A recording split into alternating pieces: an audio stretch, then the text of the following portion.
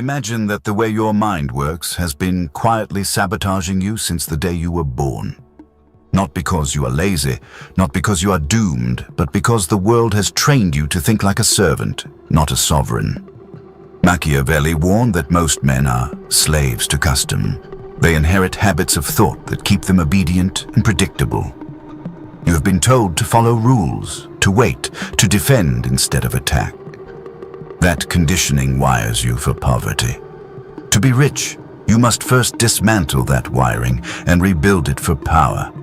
Wealth is not something you stumble into by chance. It is something you become. Machiavelli wrote that men will forget even the death of their fathers before they forget the loss of their fortune. Why? Because money is not simply currency. It is security, leverage, survival. And your brain will never allow you to step into wealth if, deep down, you do not see yourself as someone who deserves it. Someone whose daily actions make it impossible not to possess it. You don't get what you want, you get what you are, and the choices you make in alignment with that identity. This is why you must abandon the defensive mindset that keeps ordinary men trapped. Look at your mornings. Do you wake up and immediately open your phone, checking messages, drowning in demands from others? That is playing defense. You have allowed the world to set the terms before you have drawn a single breath of your own power. A prince who waits for fortune to dictate his day is already conquered. A ruler who reacts instead of striking first eventually loses his throne. The same is true in your life and your business. If you let the world's requests consume you, you will never build anything lasting. Instead, you must start your days with violent offense.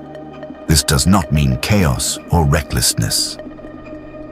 It means choosing one ritual that establishes control. Some men run before dawn in the cold, hardening their body before the world wakes.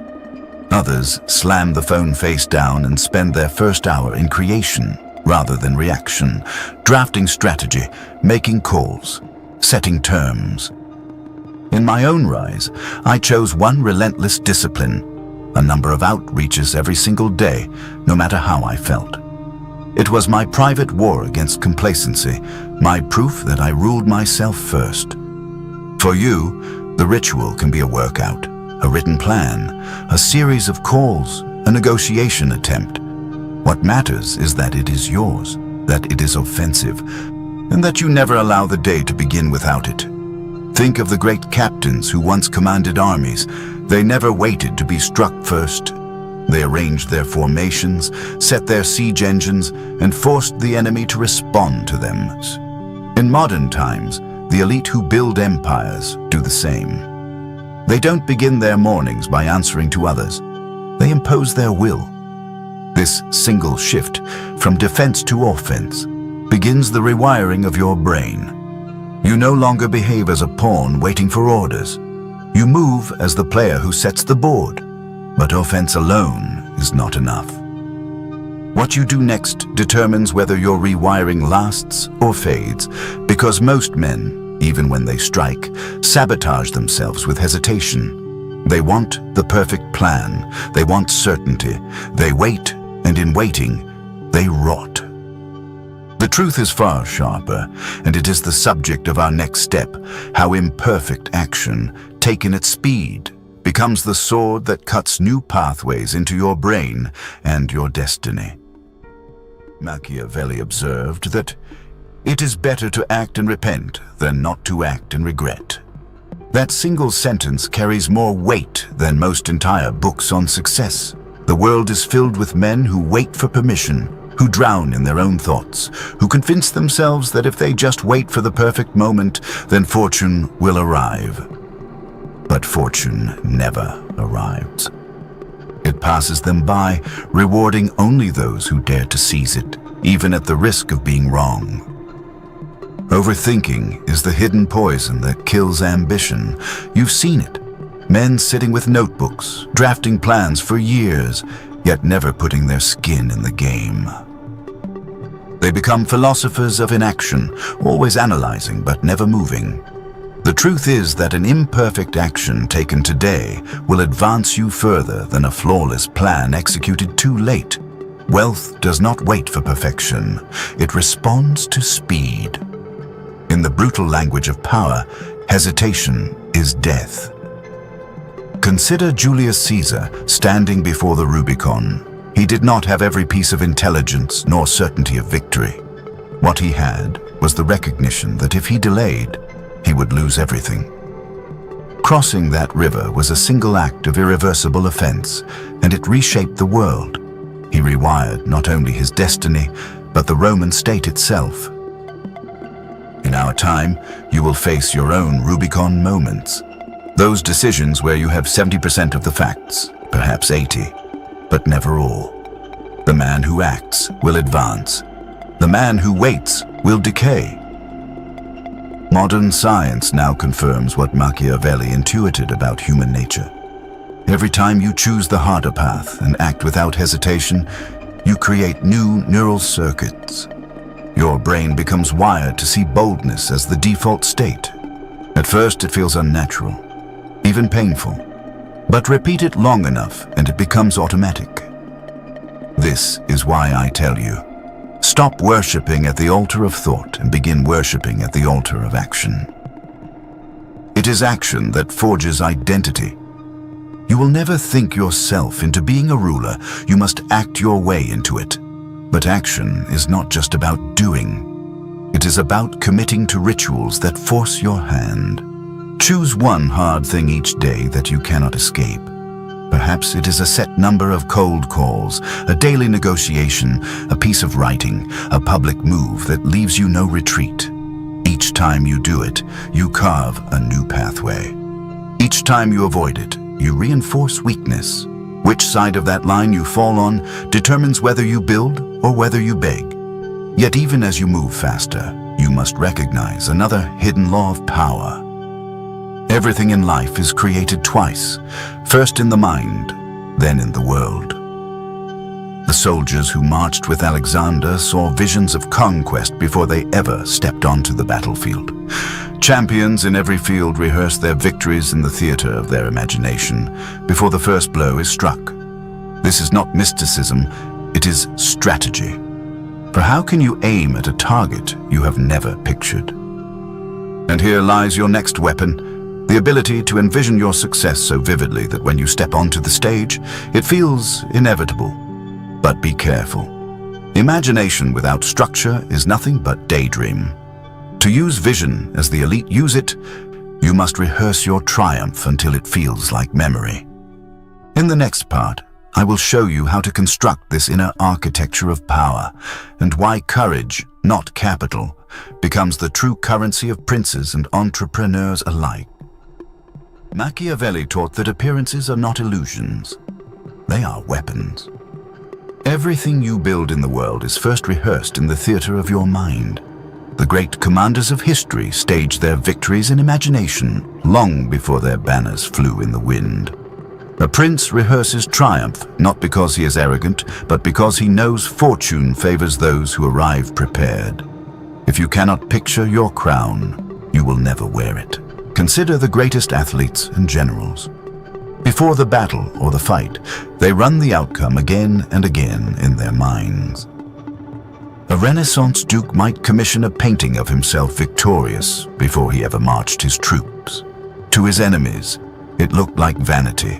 In truth, it was psychological warfare. His soldiers carried that image into the fight, believing the victory was already written.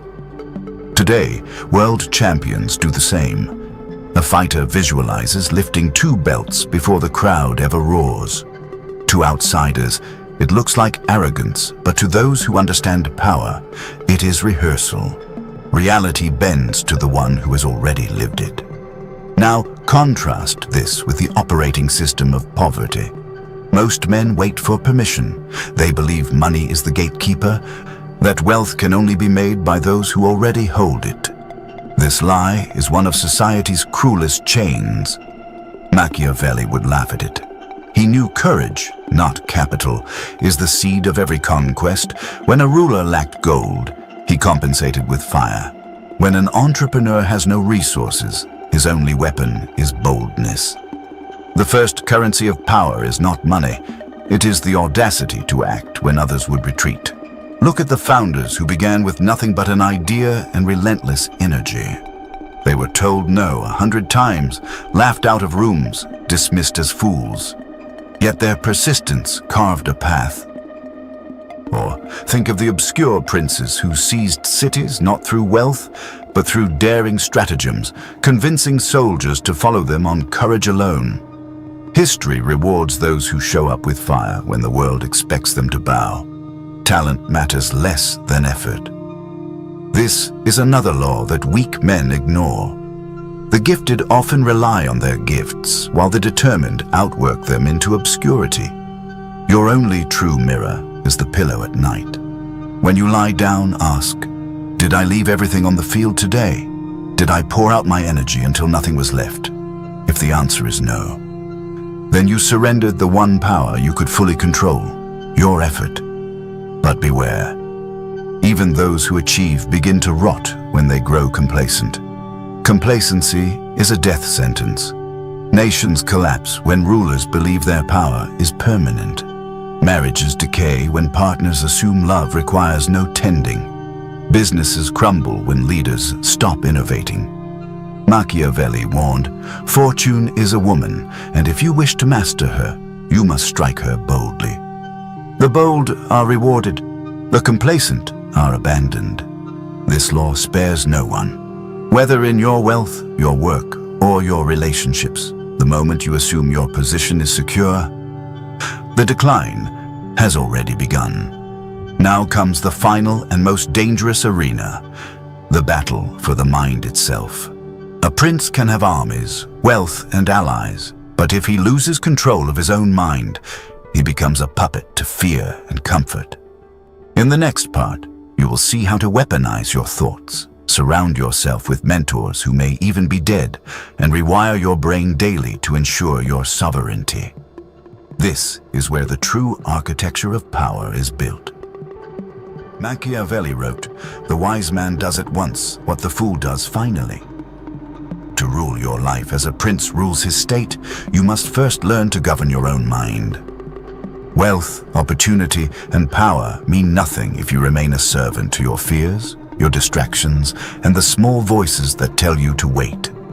The man who cannot control his thoughts will never control his fortune. When I was young, there were no mentors waiting to guide me, no kings to model myself after. I was raised, as many of you were, in a place where no one seemed to hold power worth imitating. So I turned to the dead. My teachers became those who had long since left the earth, but whose words and deeds remained alive. I read their works, I studied their strategies, I absorbed their discipline until they became my invisible counsel. You can do the same. You don't need permission, and you don't need proximity. The greatest minds of history, Machiavelli, Marcus Aurelius, Napoleon, Carnegie, are waiting for you to consult them. Through their words, you can rewire your brain to operate as if they sit at your table. This is where hunger becomes your secret advantage. The hungriest learner always wins the market. You cannot see opportunities your brain has not been trained to recognize. If you remain trapped in shallow consumption, your mind will filter out the very openings that could change your life.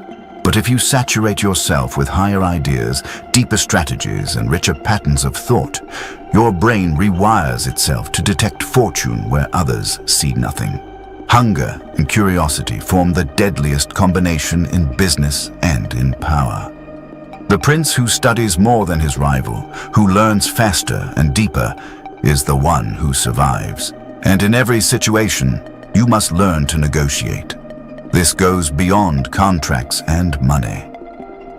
It is a posture of refusing the first version of reality you are handed. The masses accept the world as it is offered to them, a low wage, a mediocre deal, a limited horizon. The Machiavellian mind asks, how can this be reshaped, restructured, renegotiated to serve me more? Each time you refuse the default, you strengthen your brain's instinct to dominate rather than submit. This habit alone will separate you from 99 out of 100 men. But the final and most crucial truth is this. You are a miracle job, a sudden investor. They forget that the only vehicle guaranteed to carry them through life is themselves. Are the most underpriced stock in the world. Most men chase external saviors, a lucky coin, a booming market. Machiavelli said, "Every man is the architect of his own fortune." If you invest in yourself daily, brick by brick, you will build a fortress no enemy can tear down. Rewiring your brains. If you treat yourself as the investment, sharpening your skills, disciplining your body, fortifying your mind, your value compounds beyond measure. Courage over comfort, hunger over complacency. You must go through the fire to reach the crown. The steps are not glamorous, but they are ruthless, and that is why they work. And when you begin to live this aim for wealth is not a theory. It is a practice. It is the daily act of choosing offense over defense, action over hesitation. You've learned here is only the foundation. In the next video, I'll show you the darker, hidden strategies. How to deliberately brainwash yourself to think like the elites and never again return to the operating system of poverty. Watch it, because the world is not waiting for you to catch up. It is already moving without you. This way, you will find that wealth becomes less about chance and more about inevitability. If you've absorbed this, then you are ready for what comes next. Because what you